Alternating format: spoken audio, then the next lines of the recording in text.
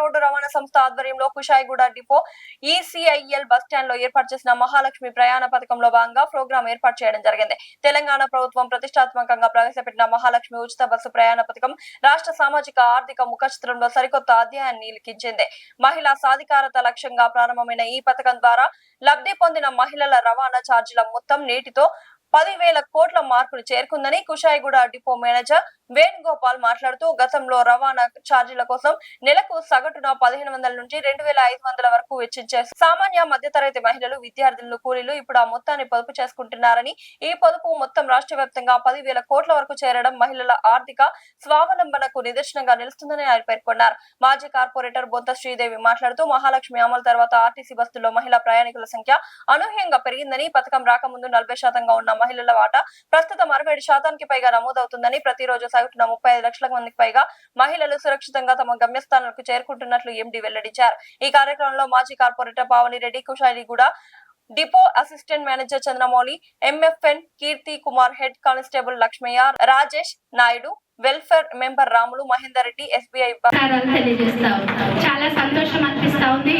మీ అందరినీ కూడా కలుసుకోవడం. మరి ఈ రోజు ఆర్టీసీ బస్సులో మరి మహిళలు ఎంతో స్వేచ్ఛగా స్వతంత్రంగా మరి ఎక్కడికి అంటే అక్కడికి మరి టెన్షన్ లేకుండా ప్రయాణం చేస్తున్నారు అని అంటే మరి రేవంత్ రెడ్డి గారి చలవ అని సందర్భంగా తెలియజేస్తారు.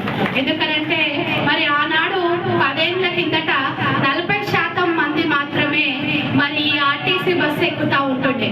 మరి ఇప్పుడు 70% మంది ఆర్టీసీ బస్సులో ప్రయాణం చేస్తున్నారు. ఎందుకు అంటే పైసా ఖర్చు లేకుండా మరి ఏడికి పోవాలన్నా కూడా తల్లిగారింటికి పోవాలంటే అందరు ఉన్న వాళ్ళు ఎవరు లేరు.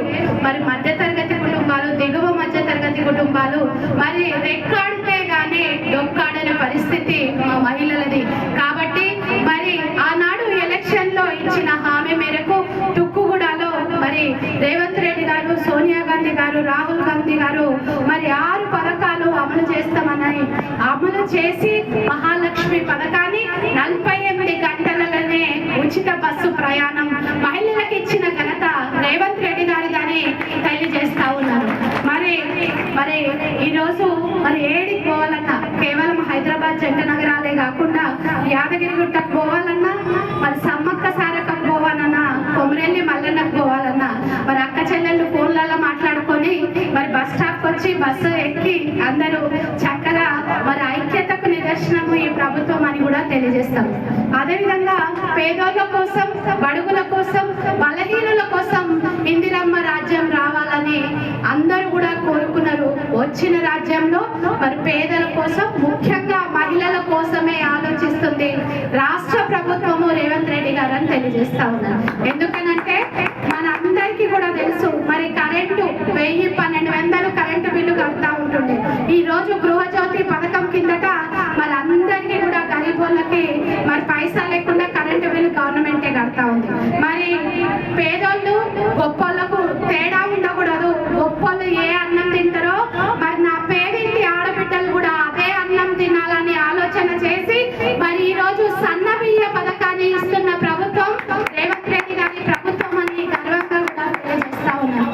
అదేవిధంగా మీ అందరికీ తెలుసు, ఆరోగ్యం బాగుంటే కుటుంబం బాగుంటుంది, కుటుంబం బాగుంటే సమాజం బాగుంటుంది. మరి ఈ రోజు ఆనాడు రాజీవ్ ఆరోగ్యశ్రీ పెడితే మరి ఈ రోజు ఆ రాజీవ్ ఆరోగ్యశ్రీని 5 లక్షల నుంచి 10 లక్షలకు పెంచిన ప్రభుత్వం కాంగ్రెస్ ప్రభుత్వము రేవంత్ రెడ్డి గారని తెలియజేస్తా ఉన్నాం.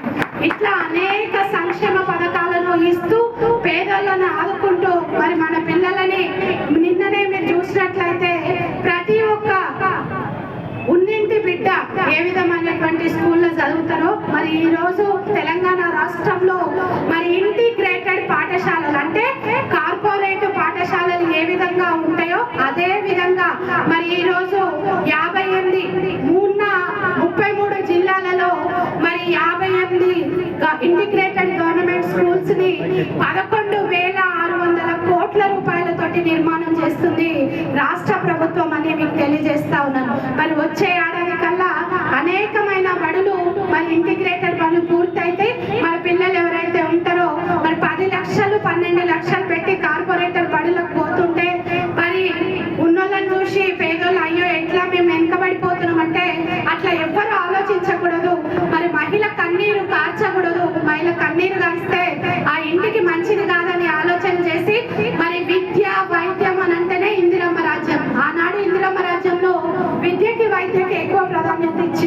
మరి ఈరోజు అదే బాటలో నడుస్తూ రేవంత్ రెడ్డి గారు మరి విద్యకు వైద్యానికి ప్రత్యేక పీట వేస్తున్నారని ఈ సందర్భంగా తెలియజేస్తా ఉంది. ఇట్లా అనేకమైనటువంటి ఇక్కడ ఉన్న మహిళలకు తెలుసు.